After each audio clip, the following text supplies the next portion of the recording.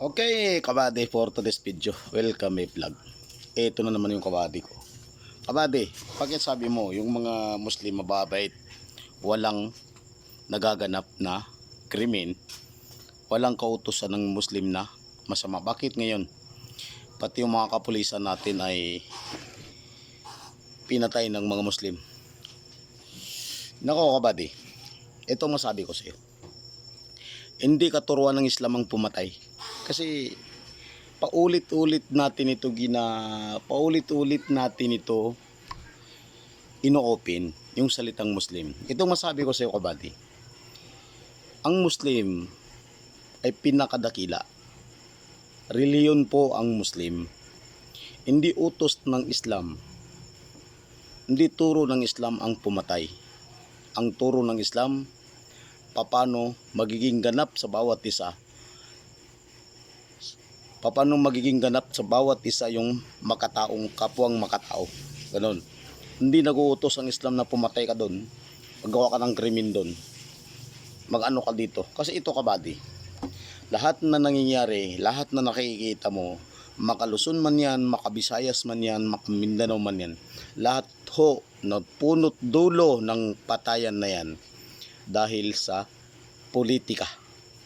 Masabi ko sa iyo, kasi kabady, yung mga mga opinion natin, mga komentary natin, di ba? Wala tayong pinapanigan sa kahit kanino man. So ang atin lang ay nagbibigay lang tayo ng mga opinion.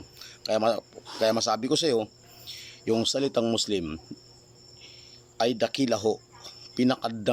Pinakamalaking dangal yan sa mga Muslim. Ang ibig sabihin po ng Muslim ay reliyon. Hindi matatawag ang isang muro ng Muslim pag hindi ka sumusunod sa utos ng Quran at sa Hadis. Sa lahat po na sumusunod sa kasulatan na yan, pwedeng mahari na matawag na isang Muslim. Kagaya ko, Maranao ako, Maguindanao na ako, Maiiranon ako. Hindi ako matatawag na Muslim pag hindi ako sumunod sa kautosan ng Quran. Kaya masabi ko sa iyo, yung lahat ng patayan na nakikita mo dyan, hindi gawain Muslim yan. Pwedeng magiging gawaing hayop. Pwede ganon. Kaya kabady, linilinaw natin, no? Walang personalan. Kasi alam mo kasi kabady, pagdating sa reliyon ko, ang pag-uusapan natin, kahit buhay ko man ang nakataya, kahit buhay ko pang kapalit, ipaglalaban ko talaga ng sabayan ito. Sa totoo lang, ipaglalaban ko ng sabayan.